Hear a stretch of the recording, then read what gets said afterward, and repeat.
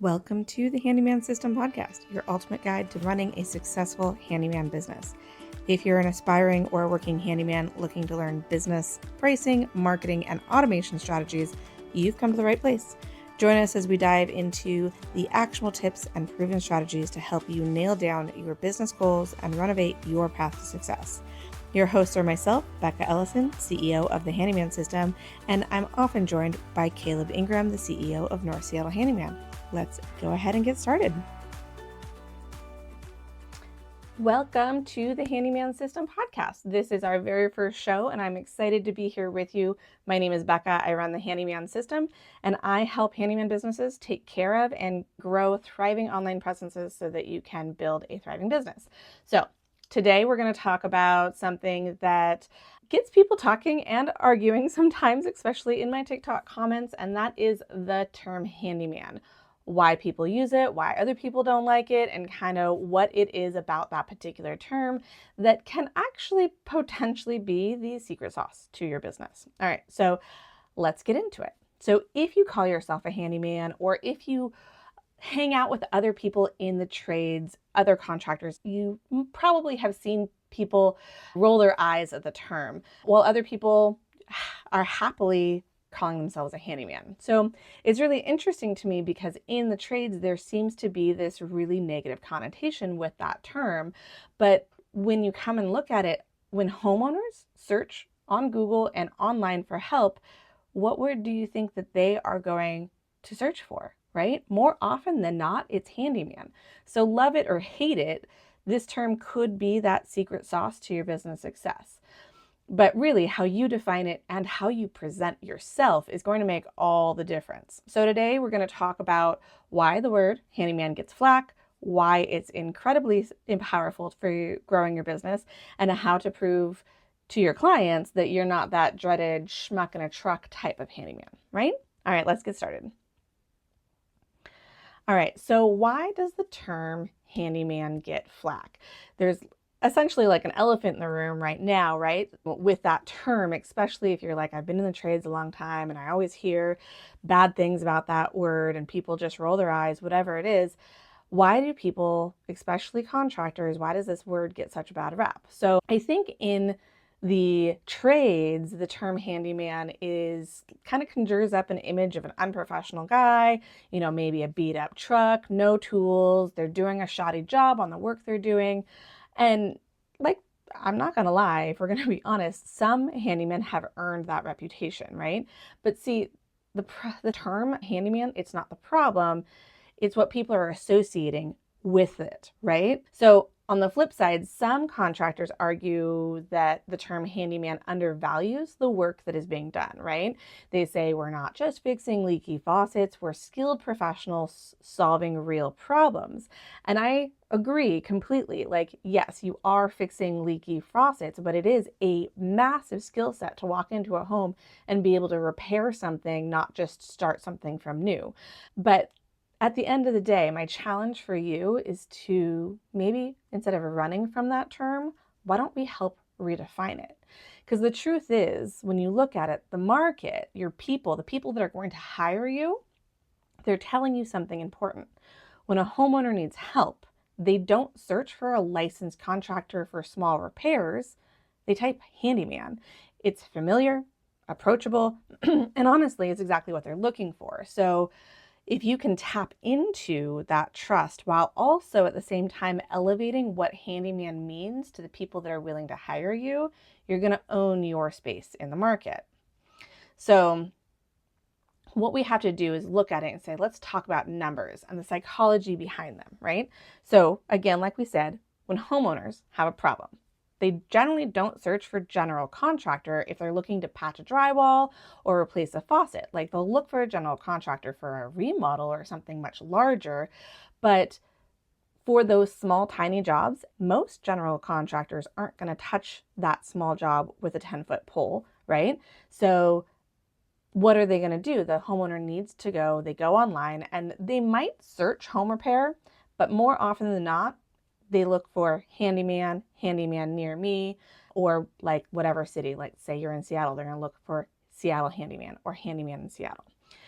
And why are they doing that, right? Well, really at the end of the day, when you are not in the trades, you don't understand all the things that go into building and doing repairs.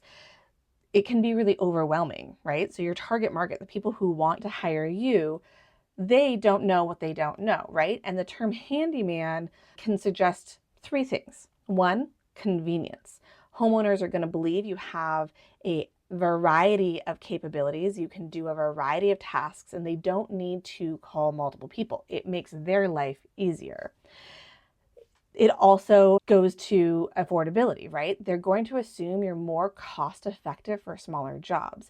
They're not going to look for a general contractor to do a drywall patch because that general contractor isn't going to show up for anything less than a $10,000 job. And really, at the end of the day, it's like a $500 job that they need done. So while affordable does not mean that you are cheap, it does mean that in comparison to the other options, you are the affordable option.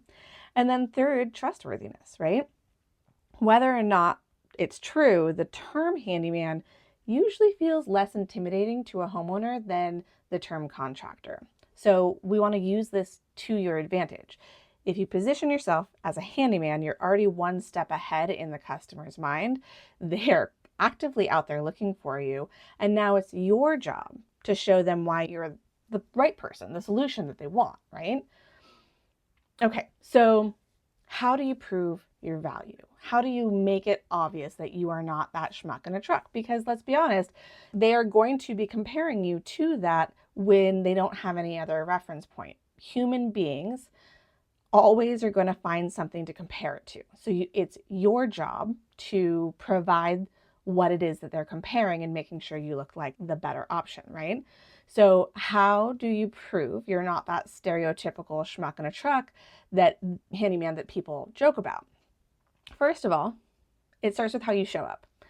Everything you do, from your website to your truck to how you communicate with your clients, needs to scream professionalism. This needs to say, this is a real business. I treat this like a legitimate business, not a side hustle.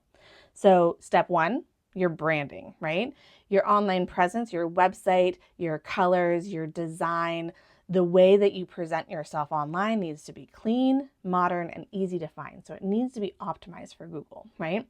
All of your stuff, your logo, your website, your social media needs to show that you're serious about your work. And to take it to the next step, should also align with the aesthetic that your ideal client is wanting. So I see a lot of handymen that do like logos and designs and stuff that have like all the different tools, or have like this kind of silly, goofy handyman guy artwork, which is a direction you can go. It is a direction that has gone in a lot. So in that one area, it might make you less defined or less memorable.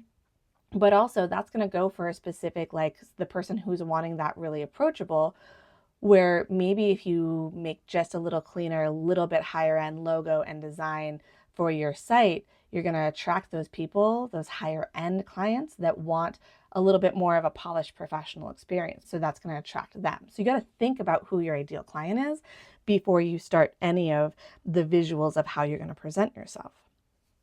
So next is your communication. Do you show up on time? Are you transparent about pricing? Do you follow up with them? These clients are going to notice the small things, and these details are what builds trust.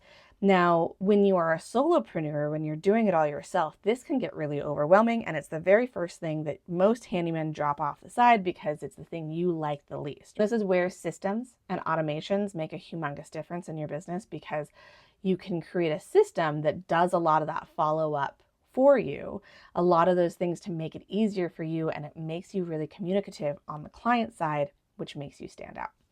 Most people, when I tell them that I help handyman businesses, they're like, oh my God, can they just respond? No one calls me back. No one responds at all. So that's how low the bar is. It's not that hard to get up and over it. It does take a bit of work, but not that much.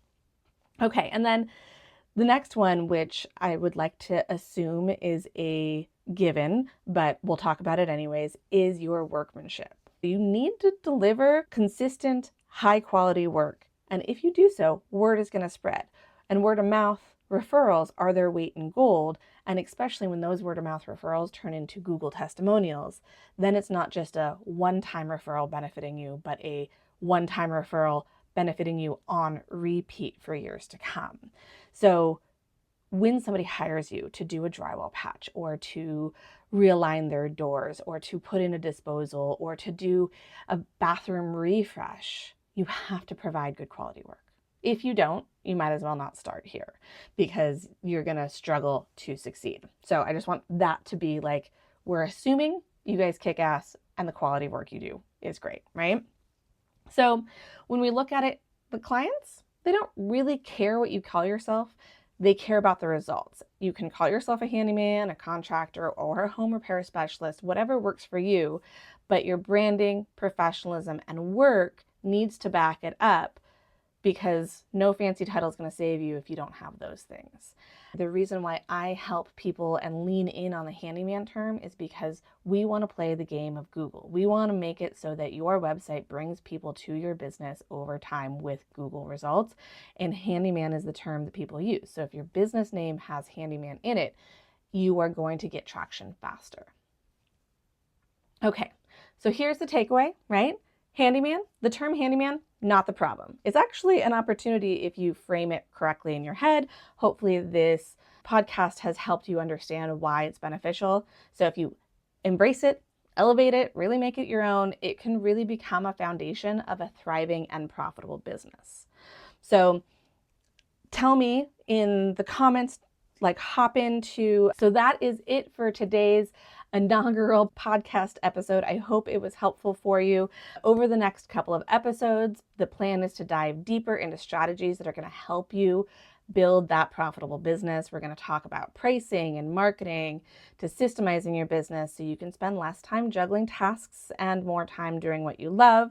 I have a co-host, Caleb, who runs North Seattle Handyman. He has a business that was featured on a YouTube channel a couple of years ago that has really helped make the handyman system as visible as it is so it can help as many of you guys as possible. So we are going to pair up a lot in upcoming episodes to give the marketing and systems perspective that I give, and also the real life, I own this business and I run this business perspective that he can give. So we'll be coming together sometimes I'll be doing solo shows. We're going to just kind of go with the flow. If this episode resonates with you, please make sure to subscribe. You don't want to miss what's coming next. And if you've got a story or a question or an insight about your own handyman journey, I would love to hear it. You can come and join our free Facebook group, which is, if you search for it, it's called the Handyman System Insiders, and you can join us there and ask any questions there. Until next time, thanks for tuning in to the Handyman System podcast.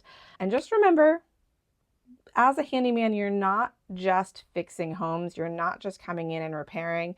You're building a business, and in every interaction you have with your clients, whether you're there or it's your online presence doing it, you are building trust that you are the right person. Just like a house, every brick you lay is powerful, and eventually you're going to have a really solid foundation. And that's the same thing that is happening with your handyman business. That wraps up another episode of the Handyman System podcast. I hope you found today's insights valuable. Remember, success isn't just about knowing the right tools, it's about taking action and building your business every single day. If you enjoyed the show, make sure to subscribe, leave a review, and share this podcast with anyone you think might find value. Until next time, keep building and keep improving.